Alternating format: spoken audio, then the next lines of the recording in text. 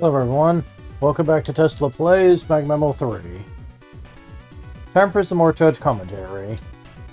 This time we're doing the Heimei Trials by Keita. 1.6 F5 difficulty, 8.8 in design, 7.0 fun, 3.0 creativity, 6.8 aesthetics, 6.8 functionality.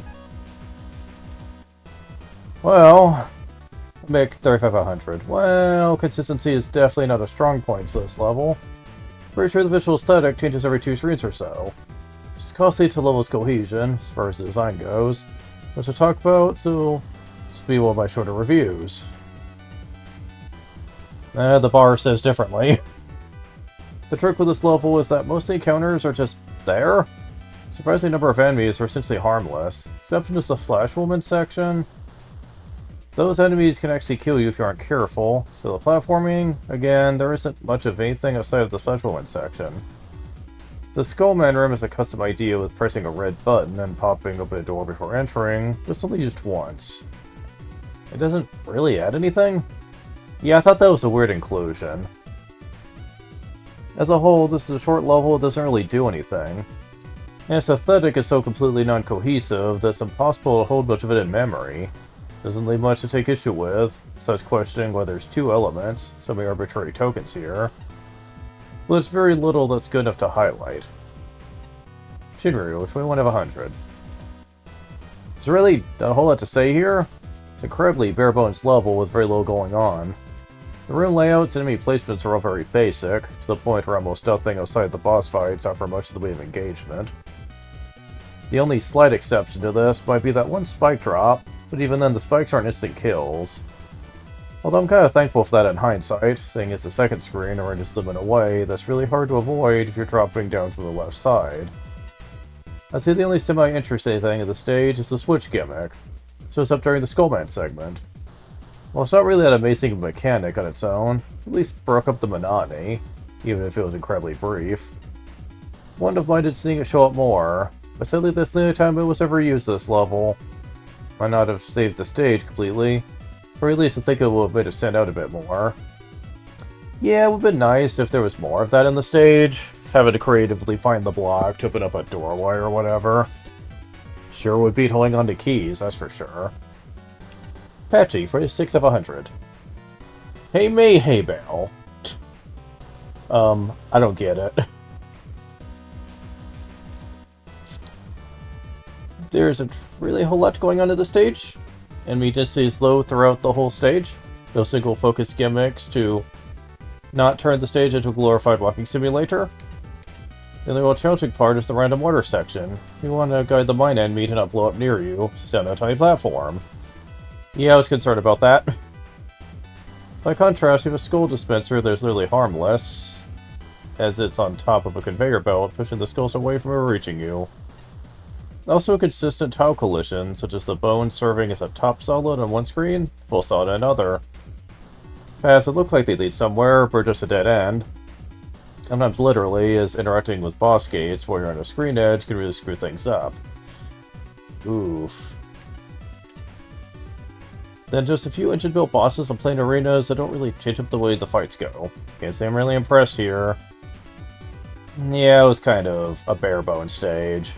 But at least I didn't die a lot. Flashman A5, 21 of 100. I've encountered several new words in level titles for this contest, but Heimei is a stumper. Yeah. Assuming it's not a proper noun, the best explanation I found is a Quechua word that means to collaborate? Not sure. That's indeed the case, and multiple people worked together relay style to create this level. I can understand what went wrong. Otherwise, I'm going to assume Heimei means incomprehensible mess. If the scenery and enemy roster are going to change every few screens, there needs to be a clear reason why. Text box explaining the premise would be an easy fix, even settle for teleporters leaking each section, rather than lackadaisical screen transitions leading players directly into walls, enemies, and pits. Structural polish is not this level's strong point, and consistent use of collision objects for tiles that look the same, suspicious architecture hinting at non-existent secret areas, bombless pits that don't look like bombless pits, etc. The worst offender is the improperly implemented exit to Splash Woman's boss chamber, which rendered the level unbeatable until the dev team intervened. That's a sign the level was in playtested before submission. However, I don't think any amount of playtesting could have saved this level. With an obvious theme or premise tying everything together, a series of pointless unrelated challenges. Shoot this thing on a ledge. Touch this random object. Play this unavoidable token. Fight this unaltered div kit boss with horribly shrill music. Oh dear. The water area is better, but it's not fun because suddenly the slightest misstep might be fatal. Likewise, the Honey Woman fight is inventive, but I'm not sure it's enjoyable. The flower pots hiding between the floor nubs and the Dacron struggling against the conveyor are cute, if ineffectual. The tile work is nice, with a neat section. It's the best I can say about this Hey Mabel level. Yeah. Ace Park, 39 of 100. You see, some level concepts just are gonna always struggle to be pulled off well, and this wasn't. Go through new segments of past MaGMML stages. It's an idea that sounds cool, but reality often leads to a bunch of, to quote Roam, half-cheeked segments that do little to nothing original or novel. They just sort of exist. When did he say that? I mean, I'm sure Ace Park is correct, but I don't remember this.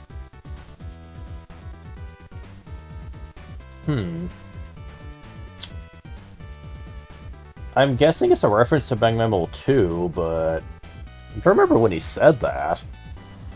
And what stage he was referring to. My memory's not that great. But anyways, moving on. These usually work best within a larger single experience rather than something like MaGMML. A game where build off essence of earlier areas rather than have no context other than past Mega Man games. Either way, both types are normally climaxes to games they are in. In this case, the Hamey Trials is just going to arbitrarily end up somewhere in the middle, and as a result, lose any sort of memorability. Post judging comment. Oh boy, was I off about that one. How so? Think this is a weird thing to focus on? The music choice really suggests that this is what you want to do with the level. Most of the stage is incredibly basic. Spike drop, press bits of water, kill the odd enemy in the way, although most act as obstacles to avoid rather than blockers. The Nico screen with the weird red orb key thing is, weird. I don't know why this only appeared once.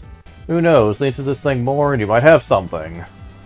I'd say using this gimmick wasn't even attempted when it's used like this. As I've said elsewhere, I really don't like Robot Masters showing up as mid-bosses. Especially without changes. For no real reason. It isn't novel. It isn't a new take on them. It just degrades what were end-of-stage bosses for no real reason. Nothing but waste time. The valid energy element path is so short, might as well not even be there. There's nothing to the stage other than to add the hardest dev kit boss to your stage in a rather unjustified manner. Finally, let's talk about screen transitions. There's many spots where going to these the wrong way will get you shunted into a ceiling or terrain. At minimum, they get you killed. Why does this happen so often? But the worst spot is the entrance to the end boss fight against Honey Woman. Hugging the left wall here simply gets you soft-locked. It seems to spawn the boss somehow too. Oh dear. More care is needed with screen transitions. Pay attention to where the player can end up to avoid this sort of thing in future stages.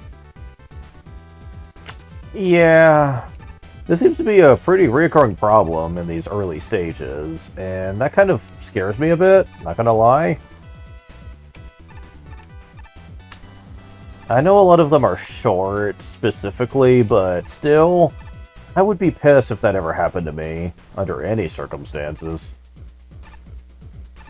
Alright, next stage. Trouble in the Fortress by Zeta. Got a 1.0 F5 difficulty, 11.2 in design, 6.6 in fun, 3.2 in creativity, 3.0 in aesthetics, and 9.4 in functionality. MIG, 27 of 100. There's really not a whole lot to say about this. Gameplay-wise, it's simple enemy encounters, interspersed with a whack ton of gas cracks. A few enemies here that I don't always see. namely glooper, but the individual encounters so bare bones that undermines any potential creativity present. The only time it breaks from this bare bones design is the boss fights, by which I mean the weird and mildly broken mid-boss of Suzak and Whopper. And on the aesthetic design, which is just the beta tile set with a bright blue background, and the whole level is just sort of there. I remember encountering a dev kit crash here once, but when that's all that sticks in my head, it's not really the best indicator of quality. Buy something more involved for the next round. I love how in the last one he said he was going to keep it brief since he didn't have much to talk about. And yet this one is shorter than that one was. Go figure. Shinryu, 3500. Sorry, nothing. And while I'd rather not leave my review as a short joke, it's one instance where I feel my hand's being forced. This is mainly because there's really not much to say about this stage. The only notable thing I feel is worth mentioning is a double May boss with a Whopper on one side and a misaligned Suzak on the other, which causes the fight to break. Otherwise, this is an incredibly bare-bones level with very basic room and me layouts. So much more to it than that, unfortunately. I love how he doesn't even bother to put up the portrait at the top right. He doesn't even bother to do that. He's like, nope, I'm out. See ya, suckers. Like, I am not even going to show up for this. I think that's the funniest part of it, honestly. Patchy, 3 out of 100. Like an afternoon's work. Very lackluster. I wonder if that's a meta joke. Like just the fact that Patchy just never gets anything done. Default tail set and single color background makes the stage look really dull and uninspiring. Enemies don't really combine with the stage layout or with themselves. They're all kind of just there, not really posing a real threat. Some okay use of the waveband steam, but it's too basic as a primary gimmick of the stage. You skip the entire upper portion and the token room. Ringman mini-boss has been looking your direction most of the time. Someone ought to teach them about manners. Fixed post-judging. So he was actually looking the other way the whole time. Boss is just a standard fight with Honey Woman. Don't know why she's there, unless she was the mastermind all along behind the whole fortress takeover plot. But she's just a cute little bee. Yeah, a cute little bee that can kick your ass if you let her. My god. Flashman A5, 44 of 100. Sure, I'd love to playtest your clearly still in progress level. Obviously, you'll need to add some background graphics to swap out the default dev kit tile set, company uses it may be, for some resembling a fortress, or just falls flat without the aesthetics to back it up. It's also hard to tell what's a bottomless pit, whether the nice sounding, slightly quiet music actually fits the intended atmosphere. In terms of gameplay, the level is off to a decent start. Your introductions might catch the player off guard, particularly the water spouts, but most are fine. Might even see a couple power-ups, even though the average player won't need them. More focus in the asset selection, several things are used once and then forgotten. And more deliberately shaped challenge arcs. Second encounter with an asset is usually easier than the first. No complaints about checkpoint placement or level length. Challenges tend to be spaced, too far apart, and lacking in complexity. More inconveniently placed water spouts, like the one on the second gotcha on screen, but it takes some urgency and trickiness into these largely unremarkable challenges. Ugh. Diagonal water spouts could be really interesting if used outside the decently hidden token room. Best parts of the level are when hazards corral the player into tight situations, like the batons at the end or the May boss fight, which despite the steep learning curve for newcomers works better than it has any right to. The level is absolutely playable, but one text box and a consistent gimmick are the only things giving it a sense of direction. If you bulk up the challenges, re-examine the difficulty progression, and update the graphics, then you'll be in good shape for another round of playtesting before submission. Okay, I love the joke, but clearly that's not how it went. Hey Spark, 4500. Not too much to say here. I would describe this level as an inoffensive, simple level that desperately needed a different tile set. The gameplay did not have much challenge to it. I'd like to see the gimmick pushed a little further. But despite these issues, the end result was a playable and sometimes as a success in itself. Yeah, you're not kidding. I'd rather something be simple than be frustrating, let's just say that. Clearly this is the work of a beginner. The level shows some understanding of the basics. There are a couple of specific issues which held the level back. The tile set used is meant for testing and not for finished levels, so needed changing. Some of the enemies are only used once, or more focused levels will pick a few enemies and use them repeatedly. The Phoenix mini-boss was placed incorrectly and ended up at the floor. Whoops. And the Whopper was facing the wrong way. Only this theme wasn't introduced well. It comes as a surprise in a way that can damage the player, where ideally gimmicks are introduced in a safer manner. Second pair of eyes would have spotted most of these issues straight away. Make sure you get your level checked in the future. Yeah, it was kind of a nothing level, but at least it was a simple one. And sometimes I'm just in the mood for that. Wily's Redemption by Shady. 2.8 out of 5 difficulty, 9.2 in design, 6.8 in fun, 4.0 in creativity, 6.6 in aesthetics, 7.0 in functionality. Ooh, this one. Mick, 29 of 100. Alright, credit credit's due. The up and down warning signs are beautiful and I want 100 of them airlifted to my house pronto. The up and downs or the warning signs? This also has concepts like the Fire Ice Split Path, the Red Flying Weapons Archive, and some very odd music for Hannah Baron. I may check it's a flower, not a devil jester clown. What's that music from, anyway? Sadly, that's the most praise I can offer. With concepts I don't see that often, this level is boring. The new Flying Weapons Archive is just a tedious bullet sponge. If you mash the fire button, they'll really hit you. The less common concepts are waylaid with some incredibly dual level design. The ice section is just mini-bosses and standard enemy challenges, whereas the fire section is chain keys, a broken mid-boss, and ineffective lasers. All in all, it's unimpressive at best. Yeah, both sections just kind of feel like dumb gimmicks. I will certainly give it that. But the ice path is surely the easier path, because you know you can't instantly die to anything if you're clumsy. The endgame is not an improvement. If anything, it's the opposite. The star is a bus corridor with no boss, which is a boring anticlimax.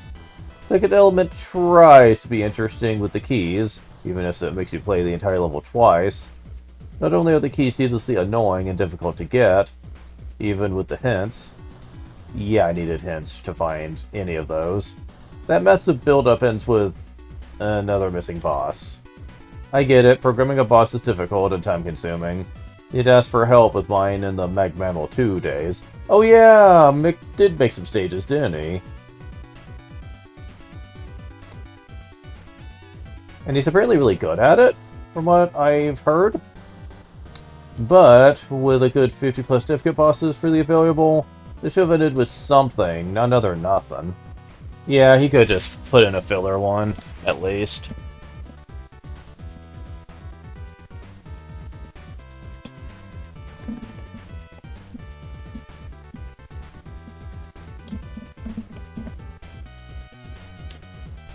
Moving on. Shinru, 36 of 100. One thing I commend the stage for is the up and down warning sign. It's a nice way of giving a heads up to the player, giving them alert for an enemy type that's notorious for its cheap shot potential. Unfortunately, that's where most of my praise ends. Mine too, unfortunately. When you get down to it, there's not really a whole lot to this level. The majority of the room layouts are incredibly basic, very little in the way of actual challenge. The closest it ever gets is to being interesting when the split path is introduced. But even then, it doesn't amount to much. The ice path is a long corridor lined with a few minor enemies and a mini-boss at the end. The fire path is slightly more engaging, but not by much. It starts with a Suzak and Phoenix fight, which is thrown off completely thanks to their misaligned positioning. The Hana Baron mini-boss earlier in the stage also suffers from a similar issue. It pops up in thin air over half the time. These probably supposed to be appearing on the junk files in the background, but it doesn't work thanks to its sprite size staying the same.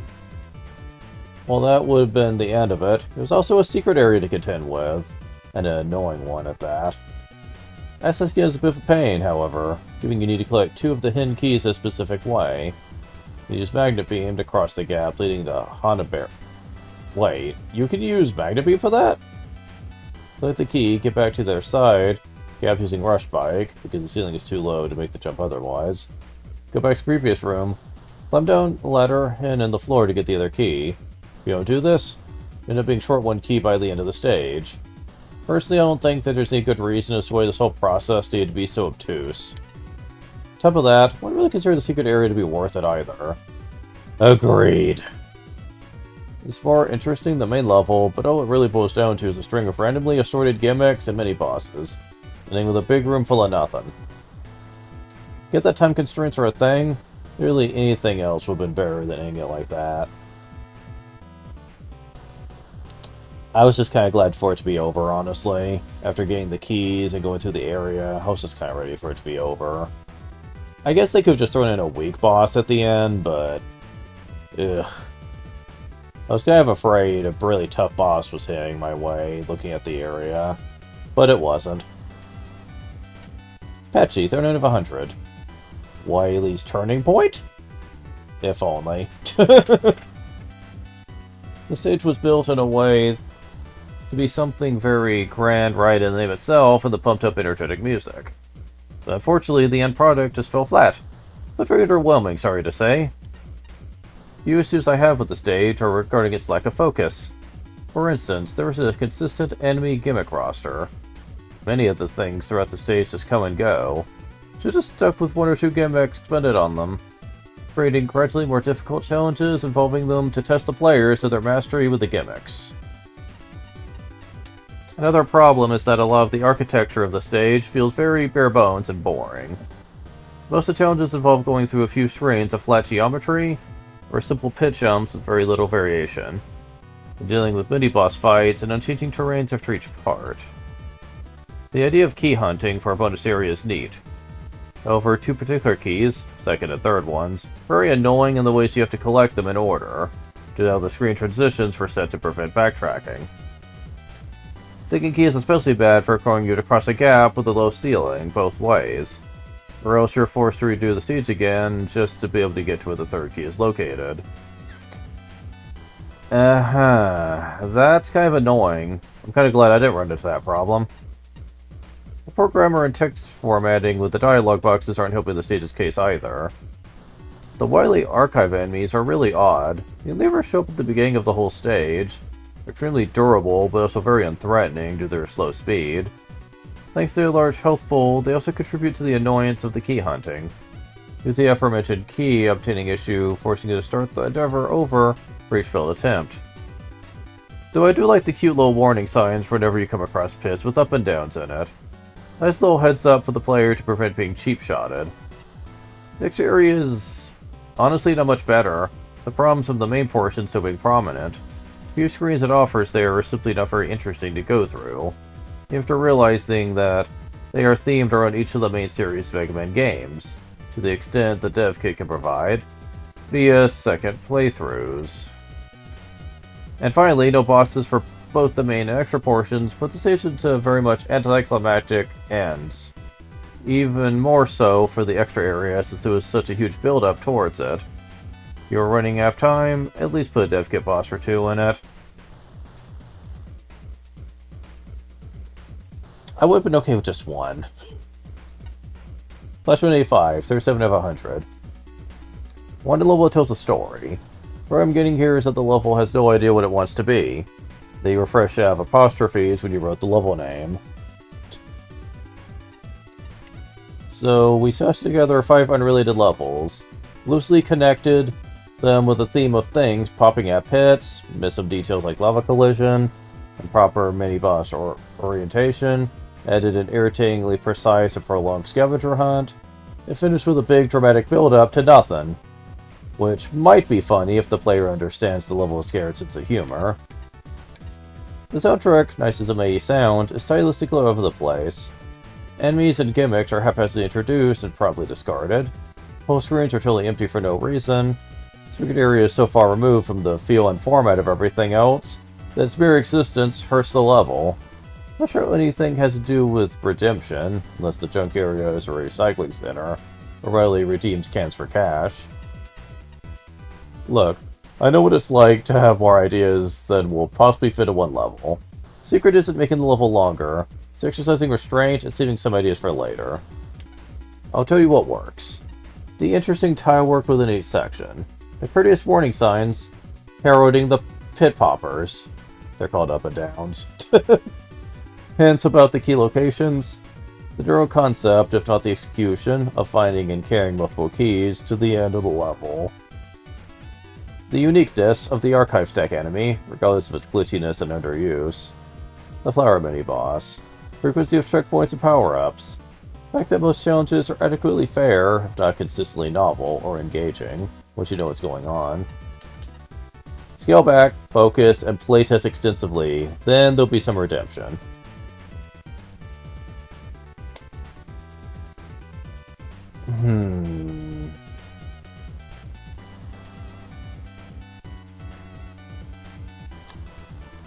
That last comment does seem just a little bit harsh, but yeah, the stage definitely got on my nerves, though, I will say that.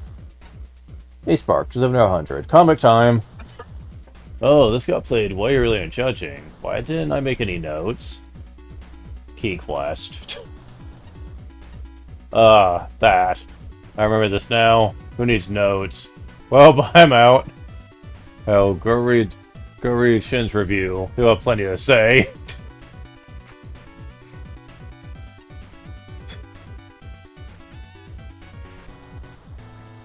Yeah, the stage, man.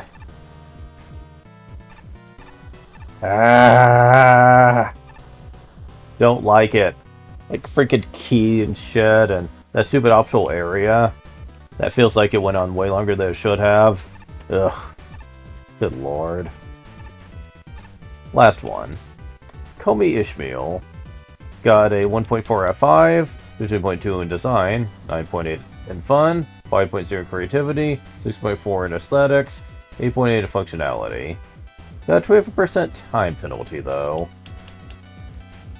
Alright. Mick, 3 out of 100. Never read Moby Dick, but I got the reference. Oh, so it's a Moby Dick reference. I never read it, so... Still, this level exists. I like the beached Moby that introduces the platforms, and the idea of riding Mobies through bombless pools is a nice one. Yeah, that was kind of interesting. Props for the larger platforms, making it more fair to fight enemies on top of them. Unfortunately, it doesn't really do a lot with them. There's caterpillars, sure, but you can just ignore them and make it across easy. It does get a bit more interesting when the crystals are involved, which makes it a shame the crystal droppers are forgotten so quickly. I'm not really bothered by that, to be honest. Otherwise, it's a really short Ice Water level. The enemy set is alright, with Wall Blaster avoiding the typically bad placements. And the use of water plus chill blocks is appropriate for the gimmicks. Also something of a difficulty curve, but will slowly gets more involved as it advances. But it ends very quickly, and ultimately never goes anywhere substantial.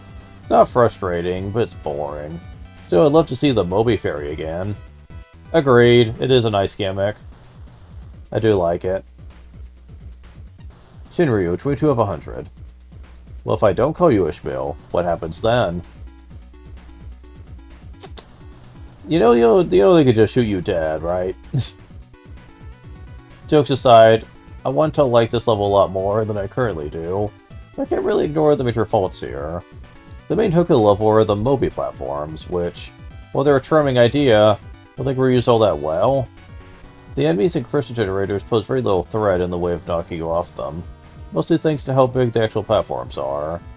If you did fall off, though, posted invincibility time is enough to save you from the spikes, hop back onto another well. There's also a pretty noticeable sound glitch that replays the water splash effect whenever a new Moby spawns in. Besides that, the rest of the actual level design doesn't feel fleshed out enough. Platforming and enemy configurations are pretty basic, to the point where you can breeze past them without really paying much attention. The exception to this is the part with the Av? Or is it positioned across a jump from a small chain of ice blocks. That segment actually got me a bit more invested, but unfortunately that was the only really memorable thing I took away from the stage, beyond its main gimmick. For what it's worth, I do think this has potential to be a really neat level, since the level design and the movie platforms need more polished to fully realize that potential. Patchy, 53 out of 100. So, call me maybe? Huh. That's another reference I don't get. Strange name aside, the stage is just kinda there. A little amateurish and barren. The well platforms are a funny, silly idea, if they don't function any differently than regular moving platforms. Either way, the stage doesn't really do enough with them. They had to pitch you a ride over a pit here and there, but that's it. Stage could use more expansion to have its main gimmick utilized more. Other mischievous quirks of the stage include weird splashing sound effect when the whales spawn, move into the room from off screen. Some background tiles get cut off, especially the chill block where the water's missing entirely. Yeah, I noticed that. That's kind of odd that sometimes they're just black panels. I actually thought they were going to do something with that, like maybe have a suspicious one be there to hide something, but no. Odd. Oh, and Splash Woman is here, I guess. Hi! Yeah, it's always nice to see Splash Woman. Flashman A5, 61 of 100. Some minutes ago, never mind how long precisely, having little or no Zinni in my purse, and nothing particular to interest me on shore, thought I would sail about a little and see the watery part of the world. It's visually homogeneous and full of tiling mistakes, and I fell into an unmarked bombless pit and died. Hang on, this is a terrible story. Let me start again. Is that supposed to be referencing Moby Dick? Because I've never really read it. I know it's not the most professional level in the contest. For starters, there are some obvious issues of missing water collision and rapidly repeating sound effects. But the music is pleasant, and the design gets things right that so many other levels get wrong. Introductions, difficulty progression, challenges, power-ups, checkpoints, layout, length. It's refreshing to spend under 5 minutes beating a level that has logical flow, clearly defined sections, a balanced difficulty, structure of teaching, and then testing the player. Agreed. I enjoy when familiar enemies are repurposed as something unexpected, so it charms me to spend so much of this level writing Mobies. Mobies? Whales. There's definitely room for improvement. First section has a lot of empty space, last section gets repetitive, Wall Blaster is underused, and Rush Jet can bypass most of the level without trying. There are also some very solid setups. Ice blocks are consistently used well, especially with that one I don't know what that is. And falling crystals pair really well with whales. I wish the whales would have made it into the boss fight. That would have been exciting. A good point. That would have been a fairly interesting way, although I still would have fought her the same way. A-Spark, 52 out of 100. This is a simple stage with a little bit of charm. Giving personality to a moving platform does give the level a bit of a theme. The whales were used reasonably effectively, but you did end up repeating that challenge multiple times with very little difference between each one. There's a slight difficulty curve, but it needed to be much greater than a small incline. The level does look and feel like a frozen water stage. The stage has a number of strangely placed tiles, overall lack of detail. Level being completely blue makes it feel very samey and unremarkable.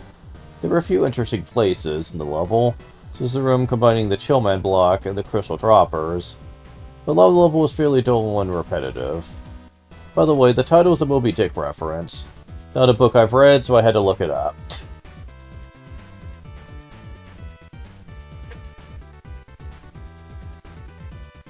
Alright.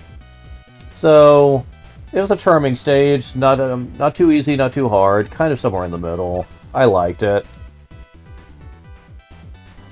So,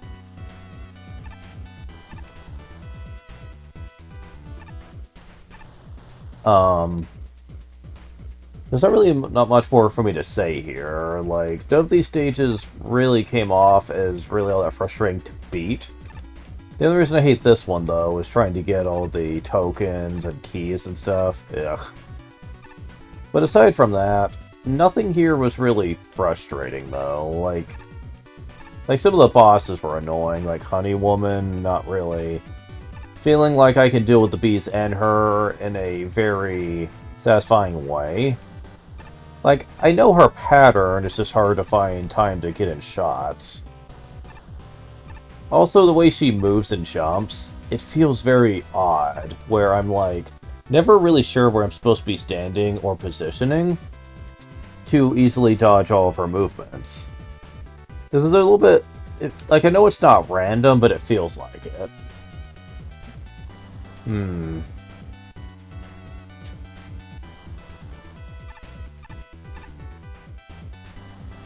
But that is all for now. Thank you guys for watching. I will talk to you later. See ya.